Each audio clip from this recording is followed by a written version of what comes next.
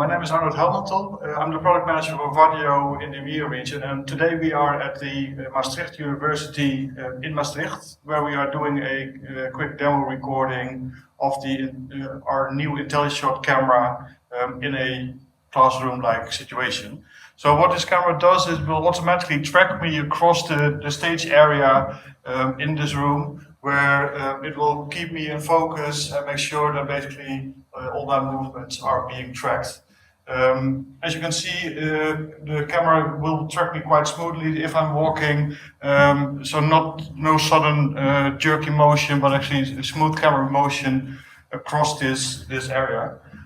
We're using motion-based tracking, so basically it detects persons in the room, and it will track those persons across the room.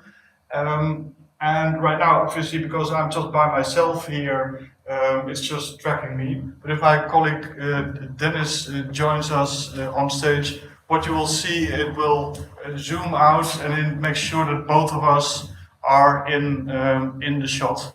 The other thing also to note is that this is obviously now intended because he's now at the same stage.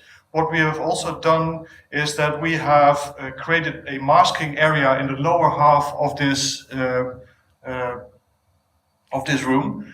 So if Dennis would sit down as if he were a student,